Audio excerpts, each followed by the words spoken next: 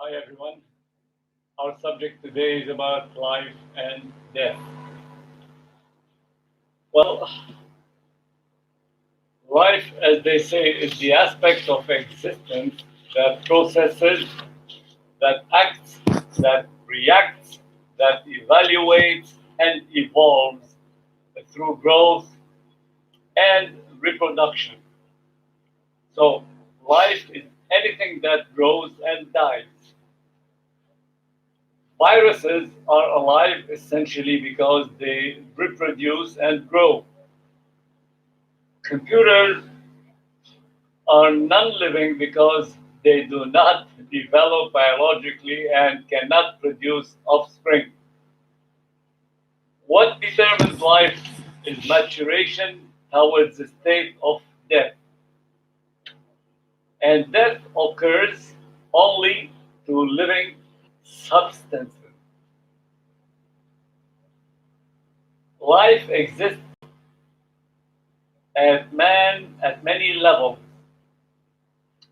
Life is also a process through which energy and materials are transformed, intimately linked to story it contains. Therefore, life is by nature a tool maker. Its tools are potentially everything that exists, and its workshop is potentially the whole universe. Death, on the other hand, is the permanent, irreversible cessation of all biological functions that sustain a living organism. Brain death is sometimes used as a legal definition of death. The remains of a previously living organism normally begin to decompose shortly after death.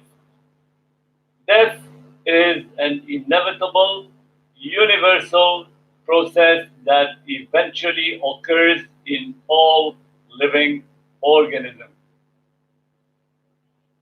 Cells are the basic unit of structure in every living thing, and all cells arise from pre-existing cells by division. The activity of an organism depends on the total activity of its cells, with every flow occurring within and between them. Cells contain hereditary information that is carried forward as a genetic code during cell division. Tough life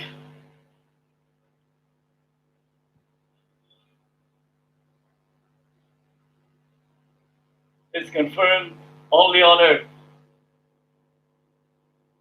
Many think that extraterrestrial life is not only plausible but probable or inevitable.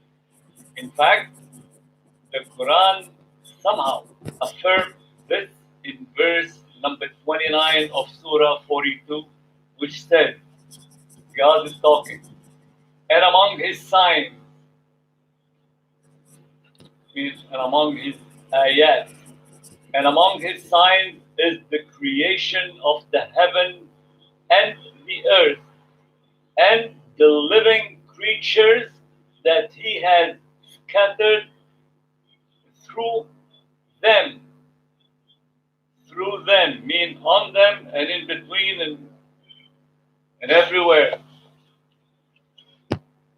And he has power to gather them together when he wills. It shows that there are living creatures, well, in heavens and earth and between. That's how the verse said. Anyway, recent statistics show that over 150,000 humans die each day. And of course, maybe less than twice as much come to this world each day as well. This explains how the world population gets, as we speak, to nearly 8 billion. Since death is happening inevitably, one should know how to live this life while progressing towards death. So, why do humans risk undermining the life of which they are part? Well, the answer is because they try to impose upon it a story of their own making, which means they want to express themselves in it so personally, to be distinguished, to be known, to be renowned, whatever. It's like leaving a, a track or trace of his or her making. Yet, humans, which are the tool making animals on earth, that is, are themselves tools of life. In an unplanned experiment, many cultures and religions have the idea of an afterlife and also hold the idea of judgment of good and bad deeds in one's life, causing eternal life whether in hell or in paradise. In all cases, being and doing good is a winning situation all the time. Therefore, as death is inevitable, it is, in the same sense, a reason there is afterlife. And this life is nothing but a test. Let us read this meaning in verse number 2 of Surah 67, which says, who has created, talking about Allah, God who has created death and life, that he may test you, which of you is best indeed. Created death and life to test you, human being, which is best really indeed in acting, in doing whatever.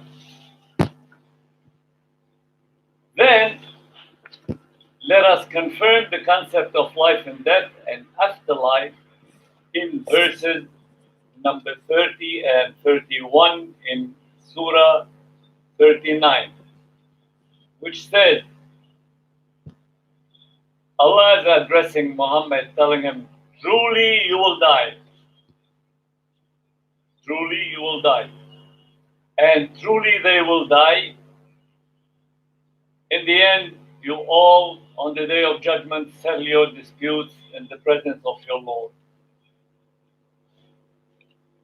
on the basis of what verse 97 of Surah 16 promises and explains.